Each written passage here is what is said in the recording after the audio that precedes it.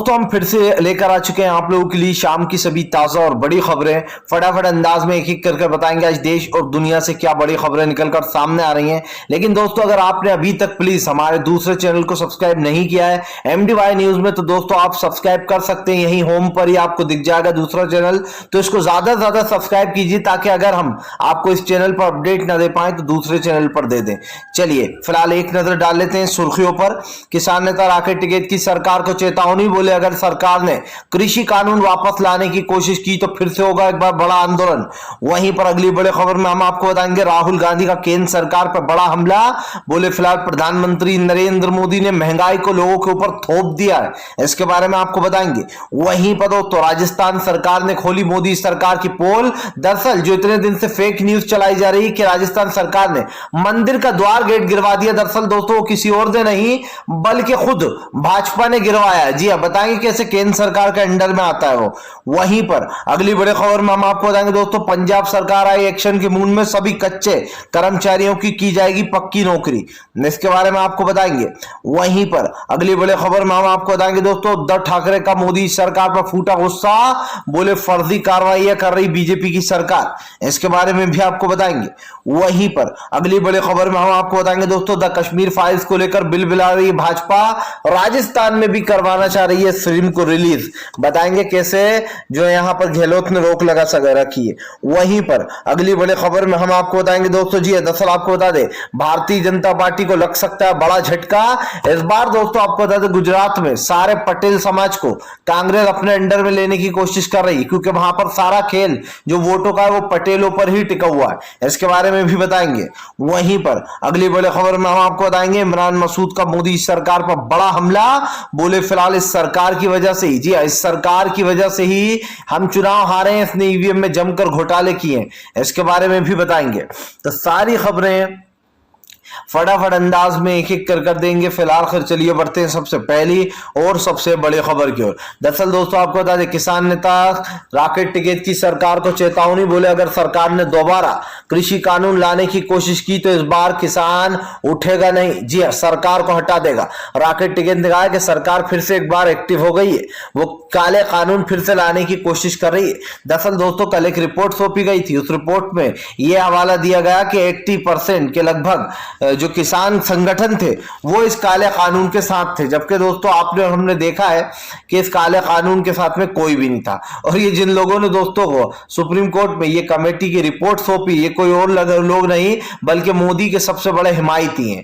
जी हाँ, प्रधानमंत्री के सबसे बड़े हिमायती, या फिर यूं कह लें कि हर गलत काम में साथ देने वाले लोग हैं जो कि हर गलत चीज को सही बताते हैं। और एक ऐसी कमेटी ही यश बोबड़े ने बताई थी, जो कि मैंने आपको कल भी बताया था इस पे कि एक ऐसी कमेटी बना देना जो मोदी के पक्षकार हो, जो मोदी सरकार के तरफदारी करते हो, तो वो तो जाहिर सी बात है अपनी रिपोर्ट में वही लिखेंगे जो उन्हें लिखना है। तो यही बात है दोस्तों, इसके ऊपर अब राकेश टिकैत ने सरकार को घेर लिया। किसान नेता राकेश टिकैत ने कहा कि दरअसल सरकार अभी भी कृषि कानूनों को भूली नहीं है। इससे पहले दोस्तों आपको याद है जब कृषि कानून आए थे तो कई लोगों ने कहा था कि कानून तो हम लाकर रहेंगे, भले ही अभी हटा दिए गए हो लेकिन बाद में हम इसको जरूर लाएंगे। अब दोस्तों फिर से एक बार वही सब कुछ देखने को मिल रहा है। ऐसे साफ दिखाई दे रहा है कि देश में एक माहौल बनाया जा रहा है, एक प्रोपेगेंडा रचा जा रहा है। इस प्रोपेगेंडे में जो है सरकार से लेकर तो सारे बड़े अधिकारी, बड़े पद, यहां तक के कोर्टों को भी इन्वॉल्व किया गया है, ताकि दोस्तों आप समझिए देश में यह बताया जा सके कि ये काले कानून सच थे। अब सरकार फिर से एक बार मंशा कर रही है इन्हें लाने की। चलिए बढ़ते हैं एक और अगली बिग ब्रेकिंग की तरफ। बता दोस्तों अगली जो बड़ी खबर निकल कर आ रही, राहुल गांधी का केंद्र सरकार पर बड़ा हमला, बोले महंगाई को लोगों के सर पर थोप रही मोदी सरकार, देश में बढ़ती गरीबी और बेरोजगारी इस बात का सबूत कि मोदी सरकार देश को संभालने में फेल।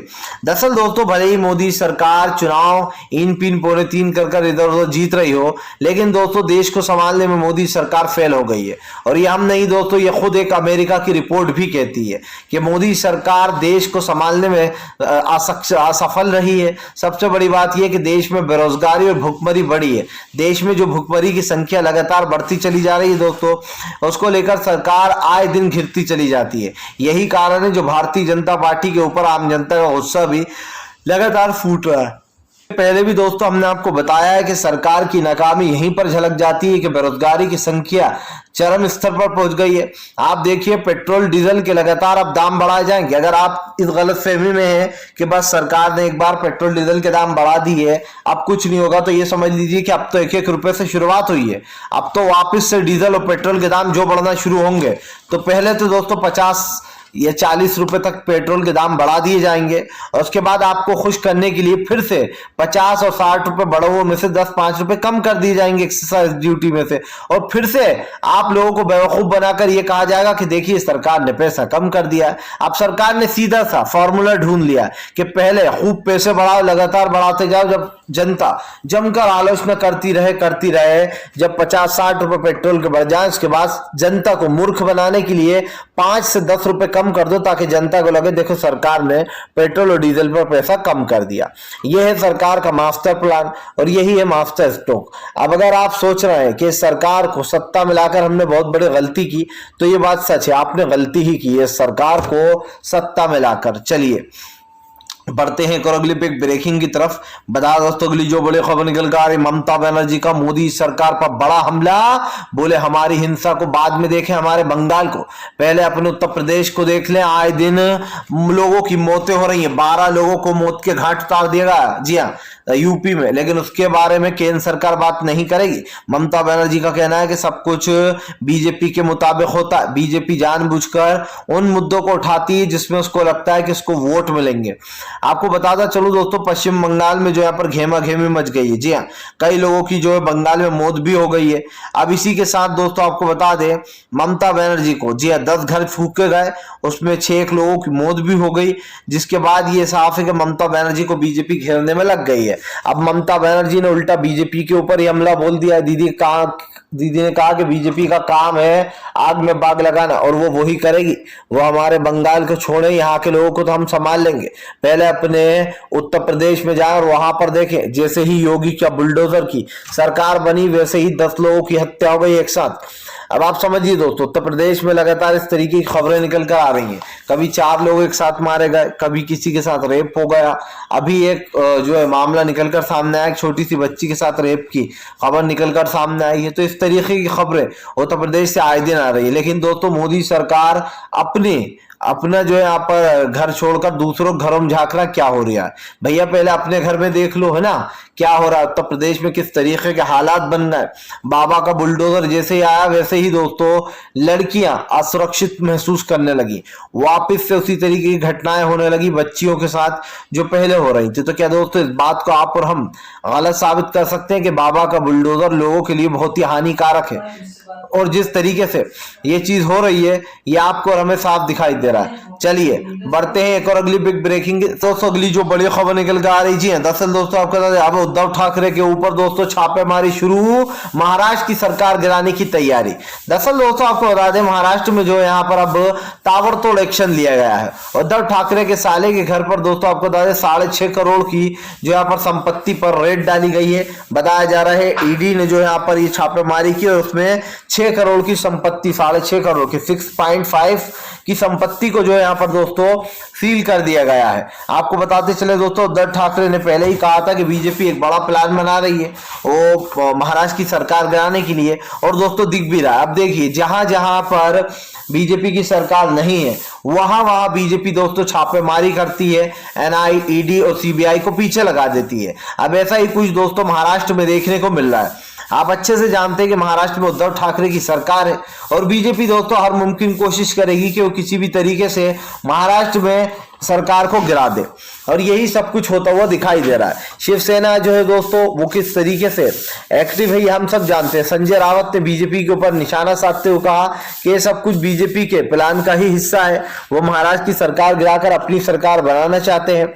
इसी के साथ साथ आपको बताते चले दोस्तों, अब बीजेपी जमकर घिर गई है, क्योंकि ये तो साफ दिखाई दे रहा है कि फिलहाल देश में हो क्या रहा। आप देखिए आज जिस तरीके की जो बातें निकलकर सामने आ रही हैं उसमें कहीं ना कहीं भारतीय जनता पार्टी के एक एक चीज सिमिलर है कि जहां पर इनकी सरकार नहीं है वहां पर नेताओं को डराने के लिए ईडी, सीबीआई और एनआई के छापे पड़वाओ और जो है यहाँ पर इनकी सरकारें गिराओ। यानी कि दोस्तों मोदी सरकार एक जगह ऐसी नहीं छोड़ना चाहती जहां पर किसी और की सरकार हो। वो चाहती है कि देश में चुनाव होना ही बंद हो जाए, इलेक्शन होना, और हर जगह बीजेपी की सरकार हो जाए। जबकि हम भी जानते हैं कि किस तरीके से ईवीएम में घोटाले हो रहे हैं। और यकीन मानिए जब तक आप लोग अब सड़कों पर नहीं उतरेंगे, जब तक अब ईवीएम के खिलाफ मोर्चे नहीं खुलेंगे, किसान जब तक अब देश की लड़ाई नहीं लड़ेगा, तब तक अब देश सुधरने वाला नहीं है। चलिए बढ़ते हैं एक और अगली बड़ी खबर की ओर। बता दोस्तों अगली जो बड़ी खबर निकल कर आ रही है, इमरान मसूद ने फोड़ा बीजेपी के ऊपर ठीकरा। बोले बीजेपी और ईवीएम की वजह से जो है यहाँ पर हारे अखिलेश यादव। दरअसल दोस्तों आपको बता दें ईवीएम को लेकर अब बड़ा सवाल निकलकर सामने आया है। आपको बता दें दोस्तों इमरान मसूद ने ईवीएम पर बड़ा हमला बोलते हुए कहा कि फिलहाल ईवीएम की वजह से जो यहाँ पर कई जगह पर घोटाले हुए और यही कारण है जो यहाँ पर समाजवादी पार्टी हार गई। आपको बताता चलो इमरान मसूद यहीं पर नहीं रुके। इमरान मसूद ने कहा कि फिलहाल बीजेपी जिस तरीके से जो सेट कर देती है आंकड़ा वही होता है। बीजेपी अगर ये कहती है कि वो यहां पर चुनाव जीतेगी तो वही जीतेगी क्योंकि ईवीएम में घोटाले कर दिए जाते। इमरान मसूद ने कहा कि फिलहाल ईवीएम के घोटालों को रोकने के लिए ईवीएम को बैन करना चाहिए और इन आंकड़ों पर इमरान मसूद ने साफ कहा है कि फिलहाल इसमें बीजेपी की चाल थी। ईवीएम में बड़े पैमाने पर घोटाले किए गए जिसका साफ मतलब आप समझ सकते हैं दोस्तों कि आज देश में क्या किया जा रहा है। कहीं ना कहीं ईवीएम पर सवाल उठ रहा है, इसलिए भी उठ रहा है क्योंकि ईवीएम दोस्तों आज की बात नहीं है। आप देख लीजिए जब से कांग्रेस की सरकार गई है उसके बाद से ईवीएम घोटाले शुरू हुए। इससे पहले ईवीएम में कोई घोटाले नहीं होते थे। हालांकि बीजेपी ने तब सवाल उठाए थे, लाल कृष्ण आडवाणी ने कहा था कि यूपीए की 2 बार जीत ये बताती है कि ईवीएम में घोटाला करती है कांग्रेस। और सबसे पहला आरोप भी दोस्तों बीजेपी ने ही लगाया था कि फिलहाल ईवीएम में घोटाले होते हैं, हैक हो सकती है, तमाम जिस तरीके के जो आरोप लगाए जा सकते हैं वो लगाए गए थे। तो आज जब यही बात कांग्रेस कहती है तो दोस्तों ये कहा जाता है कि कांग्रेस रो रही है, जबकि सच्चाई तो यही है दोस्तों कि बड़े से बड़े देश में भी ईवीएम का यूज नहीं किया जाता। यहां तक कि सबसे बड़ा लोकतांत्रिक देश अमेरिका, वहां पर भी बैलेट पेपर से चुनाव होता है। तो ये इस बात का सबूत है दोस्तों कि फिलहाल बीजेपी इस वक्त देश में क्या कर रही है। फिलहाल चलिए हम बढ़ते हैं दोस्तों एक और अगली बिग ब्रेकिंग की तरफ। बता दोस्तों अगली जो बड़ी खबर निकल कर आ रही दोस्तों अब द कश्मीर फाइल्स के बाद दोस्तों द गुजरात फाइल्स किताब जी लॉन्च की गई जिसके बाद धड़ल्ले से बिक रही है। आपको बताते चले दोस्तों द कश्मीर फाइल्स लाई गई है तो अब लोगों ने यह ऐलान भी किया है कि वो जो यहाँ पर गुजरात फाइल्स बनाएंगे और उसके बाद जो है नरेंद्र मोदी की सच्चाई दुनिया देखेगी। लेकिन दोस्तों फिलहाल तो हम आपको बता दें द गुजरात फाइल्स नाम की एक किताब आई है जो कि धड़ल्ले से बिक रही है। आपको याद है दोस्तों 2002 में गुजरात में दंगे हुए थे। उन दंगों का आरोप प्रधानमंत्री नरेंद्र मोदी के ऊपर था कि प्रधानमंत्री नरेंद्र मोदी ने ही वो दंगे कराए थे। आपको बता दें उन दंगे के आरोप में प्रधानमंत्री नरेंद्र मोदी जमकर घिर गए थे।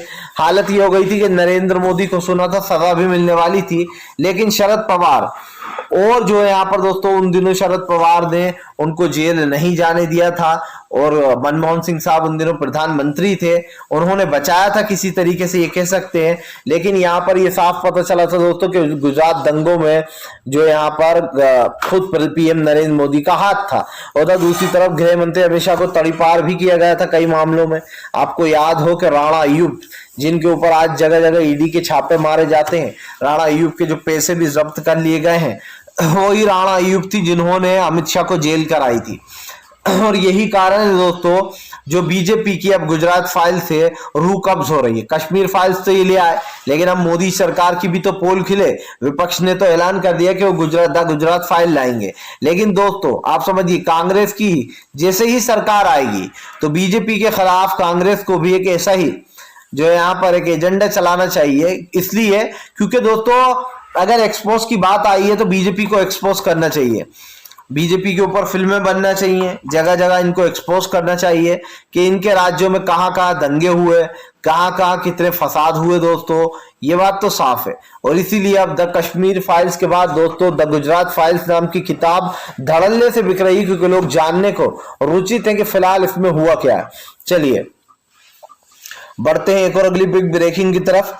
बता दोस्तों अगली जो बड़ी खबर निकल के आ रही है, दरअसल दोस्तों आपका भारतीय जनता पार्टी को लगा एक और बड़ा झटका, स्मृति ईरानी सोशल मीडिया पर हुई ट्रोल। दरअसल दोस्तों स्मृति ईरानी ये नाम सुनकर आपको एक चीज जरूर याद आती होगी कि 410 रुपए की गैस की टंकी पर स्मृति ईरानी सड़कों पर बैठ जाया करती थी और गला फाड़ फाड़ कर चीखा करती थी और मनमोहन सिंह साहब को चूड़ियां भी भेज दिया करती थी। लेकिन दोस्तों अब वही स्मृति ईरानी जब खुद के राज्य में गैस की टंकी पर कल एलपीजी पर 50 रुपए डायरेक्ट बढ़ा दिए जाते हैं तो स्मृति ईरानी मुंह में दही जमा कर बैठती हैं और लोगों से कहती हैं कि शर्म करो। अब आप समझिए, जब खुद की सरकार हो और गैस की टंकी 1000 रुपए के ऊपर चली जाए, एक दिन में 50 रुपए बढ़ा दिए जाए दोस्तों, उसके बाद स्मृति ईरानी क्या कहती है, शर्म कर लो, देश का विकास हो रहा है। अब आप समझिए, लेकिन जब कांग्रेस के जमाने में महज 410 रुपए टंकी थी, और ये कोई ऐसा नहीं है कि बहुत पहले की बात बता रहा हूं मैं आपको, 2014 से पहले की बात बता रहा हूं, 2013-2012 की, तब स्मृति ईरानी कैसे हल्ला बोल किया करती थी और वो सड़कों पर बैठकर मनमोहन सिंह साहब को चूड़ियां भेज दिया करती थी, यहां तक कि सोनिया गांधी को पता नहीं क्या क्या बातें बोला करती थी। आज वही स्मृति ईरानी लोगों को ज्ञान बांट रही है, आज वही स्मृति ईरानी कह रही है कि शर्म कर लो। बताइए आप, मतलब जब आपको शर्म नहीं आती थी जब 410 रुपए में गैस की टंकी थी, आज जब 1000 रुपए के पार टंकी जा रही है एलपीजी की, तो आप कहती हो लोगों से कि शर्म कर लो। मतलब आपके लिए कुछ और नियम और दूसरों के लिए कुछ और नियम। इसे कहते हैं दोस्तों कि जब खुद की सरकार है तो चाहे कुछ भी हो जाए, आंख मूंद कर बैठे रहो, किसी से कुछ मत कहो, मोदी जी की तारीफें करते रहो। लेकिन अगर यही काम कांग्रेस करे, अगर कांग्रेस जरा सा भी पैसा बढ़ा देती थी, तो यही बीजेपी की सरकार थी जो लगातार दोस्तों संसद में हंगामे किया करती थी, टेबलों पर चढ़ जाया करती थी, संसद का अपमान किया करती थी, और उसके बाद भी इनके ऊपर कोई कार्रवाई नहीं हुआ करती थी। आज जब बीजेपी की सरकार है और देश में लगातार नफरत हिंसा का जो माहौल बना रखा है, और उसके बावजूद भी बीजेपी को वोट कौन दे देता है, ये सोचने वाली बात है। और इसलिए भी सोचने वाली बात है क्योंकि देश का जो लोकतंत्र है वो इस वक्त खतरे में, और देश के लोकतंत्र को बचाने के लिए बहुत जरूरी हो गया है कि बीजेपी को सत्ता से बाहर किया जाए। क्योंकि दोस्तों अगर और कुछ साल बीजेपी सत्ता में रहती है तो यह समझ लीजिएगा कि वो निकल पड़ी है उस राह पर, हिंदू राष्ट्र बनाने की राह पर, और इसीलिए वो यही चाल चल रही है बीजेपी। चलिए बढ़ते हैं एक और अगली बिग ब्रेकिंग की तरफ। बता दोस्तों अगली जो बड़ी खबर निकल कर आ रही है, दरअसल दोस्तों आपका प्रियंका चतुर्वेदी का मोदी सरकार पर बड़ा हमला। बोले फिलहाल लोगों को सिर्फ तब तक ही ऑफर था जब तक चुनाव चल रहे थे, जैसे ही चुनावी ऑफर खत्म हो गया मोदी सरकार अपने असली रंग रूप में आ गई। दोस्तों कहते हैं कि तू डाल डाल तो मैं पात पात, यानी कि दोस्तों अर्थात ये सरकार का कुछ समझ में नहीं आता है। इस सरकार का रवैया देखने लायक होता भैया। ये सरकार जिस तरीके के कारनामे कर रही है, इससे आपको और हमें बड़ी तकलीफ हो रही है। आप समझिए, आज पेट्रोल डीजल के दाम लगातार बढ़ा दिए गए और ये कह दिया गया कि रूस और यूक्रेन में लड़ाई चल रही है। लेकिन दोस्तों आप समझिए, क्या ये लड़ाई तब नहीं थी जब अभी 5 राज्यों के चुनाव थे? तब तो सरकार बिल्कुल चुपचाप बैठी रही 137 दिन तक। सरकार अच्छे से जानती थी अगर चुनाव के वक्त दाम बढ़ा दिए तो हमें वोट तक नहीं मिलेंगे। और दोस्तों अब तो इस सरकार का एक ही काम हो गया है, जैसे ही चुनाव आने वाले हो 5-10 रुपए कम कर दो, पूरे साल बढ़ाते रहो पैसा। 100 रुपए पेट्रोल पर बढ़ा दो, उसके बाद 10-5 रुपए कम कर कर मूर्ख, जी हाँ, जो मूर्ख जनता होती है उसको और मूर्ख बना दो। यानी कि दोस्तों मैं मूर्ख पता किससे कह रहा हूं, वो लोग जो सब कुछ जानते हुए भी दोस्तों वो बीजेपी को वोट दे देते हैं। फिलहाल अगर आपको हमारा वीडियो अच्छा लगे तो लाइक करें, चैनल पर पहली बार आए तो सब्सक्राइब करें, पास में घंटी आएगी इसे भी